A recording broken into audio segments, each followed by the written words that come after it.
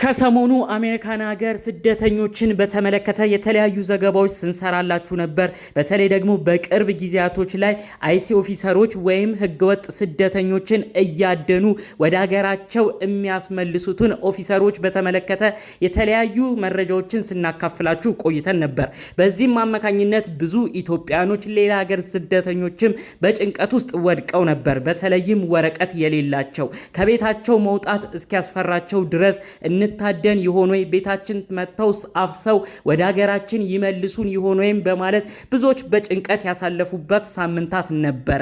ታዲያ ከዚህ ጉዳይ ጋር በተያያዘ አሁን ደግሞ ለህገወጥ ስደተኞች እንዲሁም ደግሞ ወረቀት ለሌላቸውም ሰዎች ተስፋን የሚሰጥ ነው፣ ትንሽ የሚያረጋጋም ነው ስለተባለለት አንድ አዲስ ጉዳይ በዝርዝር ልናስደምጣችሁ ብቅ ብለናል። ሰላም ጤና ይስጥልን ውድ ሀገሬ ልጆች፣ በያላችሁበት ሰላማችሁ ይብዛልኝ። ዛሬም አዳዲስ በሆኑ ጉዳዮች ብቅ ብለናል። ለዚህ ቻናል አዲስ ከሆናችሁ ሰብስክራይብ በማድረግ ሁሌ የምንለቃቸው ታማኝነት ያላቸው ቪዲዮዎች እንዲደርሱ ይሁን። ቀጥታም ይዘን ወደ መጣነው ዝርዝር መረጃዎቻችን እናልፋለን። እንግዲህ ዶናልድ ትራምፕ ወደ ስልጣን ከመጡ 2 ዓመት ተቆጥሯል። ታዲያ በዚህኛው ወራቶች ግን ስደተኞች ላይ እያወጡ ያሉት የተለያዩ ህጎች ብዙዎችን እያስደነገጠ ይገኛል። የተለያዩ የጉዞ እገዳዎች እየሰማን ነው። ከኢትዮጵያ ከተለያዩ 75 ሀገራት ፐርማነንት ቪዛን አግኝቶ ወደ አሜሪካን ሀገር መግባት እንደማይቻል እየተነገረ ነበር።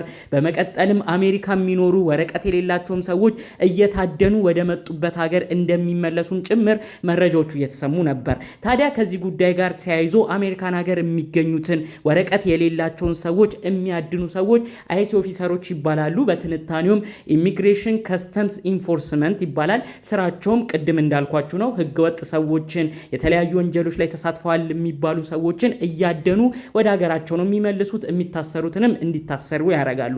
ታዲያ እነዚህ አዳኞችን ምክንያት በማድረግ ብዙዎች በፍርሃት ውስጥ ይገኙ ነበር። ቀደም ብሎ እንግዲህ አይሲ ኦፊሰሮች ወይም አዳኞቹ እንግዲህ የተለያዩ ስደተኞች ህገወጥ ሰዎችንም ለመጠየቅ ለመያዝ ሲፈልጉ አስቀድመው የፍርድ ቤት ትዕዛዝና የፍርድ ቤት ወረቀት መያዝ እንዳለባቸው ሲሰማ ነበር። በመቀጠልም ለእነዚህ አይሲ ኦፊሰሮች ልዩ ትዕዛዝና ልዩ ፍቃድ ተሰጥቷቸው ማንንም ሰው ያለ ፍርድ ቤት ትዕዛዝ መልኩ ካላማራቸው፣ ሁኔታው ካላማራቸው የፈለጉትን ሰው ጠርተው እንዲጠይቁ ሙሉ ስልጣን ተሰጥቷቸው ነበር። በመንገድ ላይም መንገደኛን አስቆመው መጠየቅ ይችሉ ነበር። እንዲሁም ደግሞ በሆቴል ውስጥም በመኖሪያ ቤት ውስጥም የትም ቦታ ላይ ያለ ፍርድ ቤት ትዕዛዝ ማንም ሰው ቤት ገብተው የትኛውም አካል ጋርም ቀርበው ያንን ሰው አድነው የመያዝ ካደኑም ከያዙ በኋላ ደግሞ ወደ መጣበት ሀገር የመመለስ እንዲታሰርም የማድረግ ልዩ ስልጣንና ፍቃድም ተሰጥቷቸው ነበር። ታዲያ በዚህ ሁኔታ ነው ብዙዎች በመደናገጥ በተለይ ወረቀት የሌላቸው ሰዎች ህገወጥ ሆነው አሜሪካ የሚኖሩ ሰዎች የቪዛ ፔሪዳቸው ከአሜሪካን ሀገር መውጣት ባለባቸው ጊዜ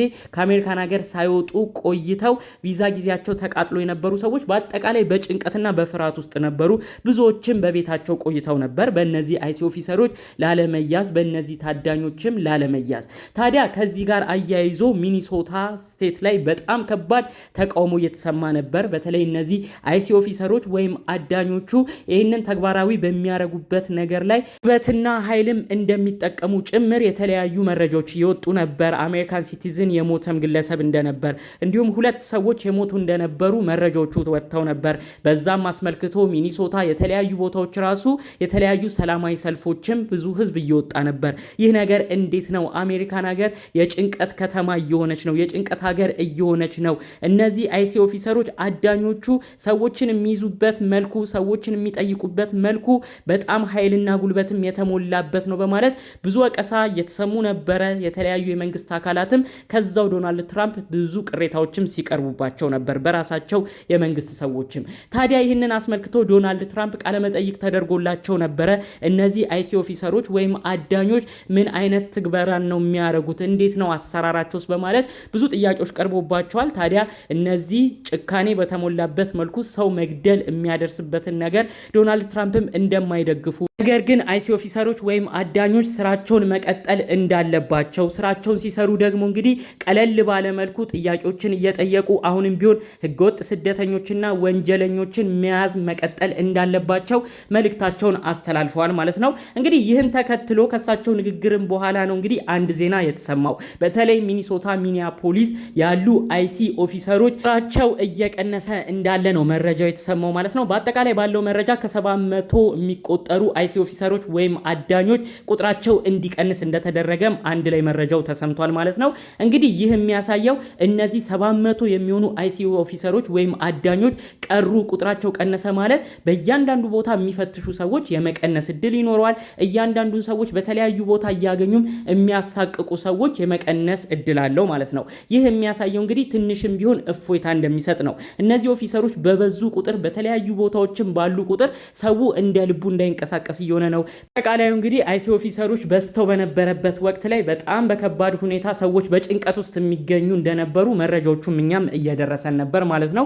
እንግዲህ ይህ ነገር በሚኒሶታ ነው ትልልቅ ህጎቹ እንዲሻር እየተደረገ አይሲ ኦፊሰሮች ቁጥራቸው እንዲቀንስ እየተደረገ የመጣው። በአሜሪካን ሀገር የተለያዩ ስቴቶች የተለያየ አይነት አሰራር እንዳላቸው ነው መረጃው የሚያመለክተው። በሚኒሶታ ግን ከባድ ተቃውሞ ዶናልድ ትራምፕ ላይ እየገጠማቸው እንዳለ ነው መረጃውም እየተሰማ የሚገኘው ማለት ነው። እነዚህ አይሲ ኦፊሰሮች ከባድ ነገር ነው የሚያደርጉት፣ የስራ አፈጻጸም ሁኔታቸውም ጥሩ አይደለም፣ ህዝቡንም እያስጨነቁ ነው በመባል ከባድ ሰላማዊ ሰልፍ፣ ከባድ ቅሬታ ሲነሳ ነበር። በሌላ ቦታ ያሉ ስቴቶች ግን አይሲ ኦፊሰሮች ስራቸውን እየሰሩ እንዳሉም መረጃዎቹ እየተሰሙ ይገኛሉ። በጠቅላላው አንድ ነገር መናገር እንፈልጋለን። አሁንም ቢሆን አይሲ ኦፊሰሮች ስራቸውን አላቆሙም፣ ይህ መረጃ እስከተጠናከረበት ሰዓት ድረስ። ነገር ግን ቁጥራቸው እንዲቀንስ ግን ተደርጓል። ይህ ማለት አሁንም ቢሆን ስራቸውን እየሰሩ አይደለም ለማለት ሳይሆን ቁጥሩ አነስተኛ የሆነ አይሲ ኦፊሰር የበፊቱን አይነት ስራ ይሰራሉ። አሁንም ቢሆን የሚፈልጉትን ሰው አስቁመው የመጠየቅ መብት አላቸው። ወረቀት የሌላቸው ህገወጥ የተባሉ እንዲሁም ደግሞ ከባድ ወንጀል ላይ የተሰማሩ ሰዎችን አድነው የመያዝ ልዩ ስልጣንና መብት አሁን ድረስ አላቸው። ስለዚህ ይህን ነገር ልብ በማለት ይህንን ጉዳይም ጠንቅቆ በማወቅ እንግዲህ በአሜሪካን ሀገር የሚደረግ እንቅስቃሴን በጥንቃቄ ውስጥ ማድረግ ያስፈልጋል ለማለት ፈልጋለሁ። ዶናልድ ትራምፕ በስተመጨረሻ አጽንኦት ሰጥተው ያለፉበት አንድ ጉዳይ አለ። አሁንም ቢሆን ወንጀለኞች በከባድ ሁኔታ የሚጠረጠሩ ከተለያዩ ሀገር መርደረር ወይም ከባድ ወንጀል ላይ ተሳትፈው ግድያም ላይ ተሳትፈው አሜሪካን ሀገር የገቡ የተለያዩ ስደተኞች ላይ መጠንከራችንን እንቀጥላለን ብለዋል። አሁንም ቢሆን እንግዲህ አሜሪካን ሀገርን ሰላማዊ ከማድረግ አንጻር ዶናልድ ትራምፕም ሀገራቸውን እየመሩበት ያለው ነገር በሳቸው ህዝብ በኩል የሚያስወድዳቸው ነው። ስለዚህ እንግዲህ ወንጀል ላይ የተሳተፉ ሰዎች ላይ በደንብ አይሲ ኦፊሰሮች ያተኩራሉ።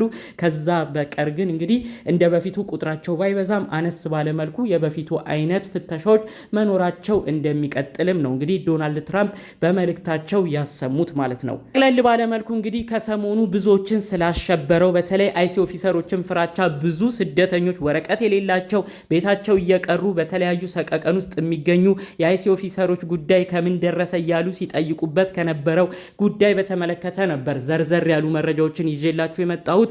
ደግሞ አንድ መልእክቴንም እዚሁ ላይ በማከል የዛሬ ቪዲዮ ላብቃ። አሁንም ቢሆን አሜሪካን ሀገር የተለያዩ ወረቀታችሁን እያስተካከላችሁ ያላችሁ ሰዎች ፈጣሪ ከእናንተ ጋር ሆኖ ወረቀታችሁን እንዲስተካከል የእውነት ከልብ እመኛለሁ። ከዛ ውጭ ግን ኢሌጋል በሆነ ነገር አሜሪካን ሀገር መንግስትን በሚያስጠይቁ ከባድ የህገወጥ ስራ ላይ የተሰማራችሁ ሰዎች ግን እባካችሁ ያላችሁበት ነገር ቆም ብላችሁ አስቡ። ለወረቀታችሁም አይበጅም። አሜሪካን ሀገር አሁን ከምታራምደው ፖሊሲም ጋር አይጣጣምም። ሁሉ ነገር በስርዓት መሄድ እንዳለበት፣ ወንጀለኛም በምንም አይነት ሁኔታ አሜሪካ መቆየት እንደሌለበት ነው እንግዲህ ጠንቅቀው እያስረዱ እየተናገሩ የሚገኘው። ስለዚህ እንግዲህ በህጋዊ በሆነ መልኩ የተለያዩ ጠበቃም እያያዛችሁ እንግዲህ ጉዳያችሁን ወረቀታችሁን እያስተካከላችሁ አሜሪካን ሀገር ቆይታችሁ የተስተካከለ እንዲሆን የተቻላችሁትን አድርጉ ለማለት እፈልጋለሁኝ። በዚህ ጉዳይ ለተጨነቃችሁ የተለያዩ ቤተሰብ ላላችሁ በሙሉ ፈጣሪ አምላክ ከእናንተ ጋር እንዲሆን እመኛለሁኝ። ሰባችሁትም እንዲሳካ በዚሁ በመመኘት የዛሬን መረጃዎችን ቪዲዮችን እዚህ ላይ አበቃለሁ። በሌሎች አዳዲስ ጉዳዮች እስክንገናኝ ሰላሙን ሁሉ ተመኘውላችሁ። ሰላም።